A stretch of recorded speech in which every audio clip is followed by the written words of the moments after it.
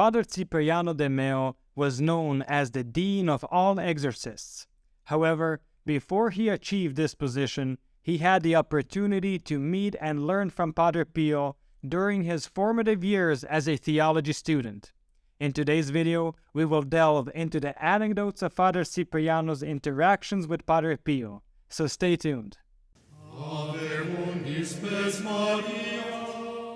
Welcome to our YouTube channel following Padre Pio, about the Capuchin friar, mystic and miracle worker whose intercession is still very powerful and active today. We publish videos and shorts 5 days a week, so follow us to find out more about the life of this fascinating saint, and you will be amazed at what Padre Pio can do for you, a family member, or a friend. Father Cipriano de Meo was a Capuchin friar born in 1924 who lived a remarkable life in service to God. He served as the dean of all exorcists and spent his final years at the San Severo Convent in Foggia, Italy. Just a quick side note, every diocese has an official exorcist appointed by the bishop, meaning that there's a priest in each diocese whose role is to remove or expel demons from a person, place, or object. Back to our story. Father Cipriano first met Padre Pio when he was a theology student, along with 2 other colleagues. They were sent by their superiors to San Giovanni Rotondo to help answer the bags of mail that Padre Pio received. They were tasked with sorting through the mountains of letters addressed to Padre Pio. When they arrived at the convent, they were told that Padre Pio was busy praying in the choir, and none of them dared open the door. They were warned that Padre Pio was always angry, and they were afraid of irritating him. But Father Cipriano gathered the courage and told the other 2 to follow him, so that if they received a scolding, it would fall on all of them. Father Cipriano opened the door to the choir, and to his surprise, Padre Pio was so absorbed in prayer that he did not notice their arrival. Father Cipriano stood at a distance and touched Padre Pio's arm. Padre Pio raised his head and looked at them.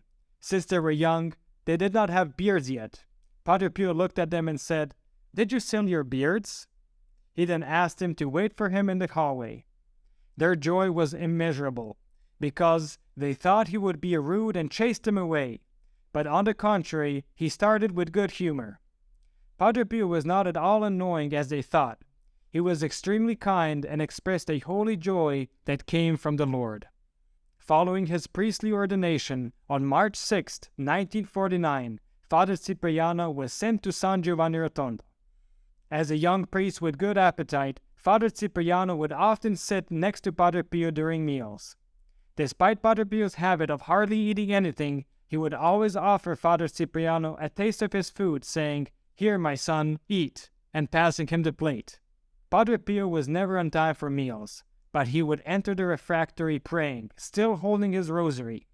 He would kneel down, pray as usual, and take part in their discussions, conversations, and stories.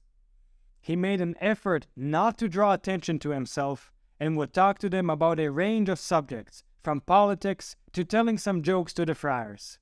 He was a wonderful man at the table. After Padre Pio left the refectory, before the end of the meal, their joy vanished. Father Cipriano would always confess to Padre Pio and never received any rebukes.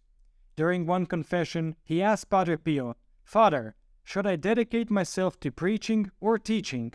Because he liked both. Padre Pio looked up and then, as if he had come back to earth, answered, "Don't worry, you will teach and preach." 10 days later, Father Cipriano was appointed as a professor of letters for the Capuchin seminary in Avellino. Soon after, he also became a preacher. One Sunday, a friar from Tuscany came to visit Padre Pio with a long list of questions he had written on a piece of paper. During the feast day meal, the friar asked permission to serve Padre Pio wine as a way to start a conversation. As he approached Padre Pio, the friar pulled out the paper and explained that he had written down his questions because he often forgot them. However, Padre Pio was annoyed and commanded the friar to tear up the paper. Feeling embarrassed, the friar was compelled to speak and asked, "Father, we live in a communist area, and when we leave the convent, the boys insult us and throw stones at us. What should we do?" Padre Pio responded, "Are they insulting you, whom they do not know, or the clothes you wear?" "The habit," replied the friar. Without hesitation, Padre Pio said, "You must defend the priesthood, the habit, and the church." The friar had come to test Padre Pio's knowledge of moral doctrine with his tricky questions, but Padre Pio saw through his intentions and gave a response that was far more profound. One day, after Mass, Padre Pio noticed that he had lost his handkerchief. Father Cipriano, who was in the choir, witnessed what happened next. Although knowing the handkerchief was likely gone for good, Padre Pio went to the choir to search for it.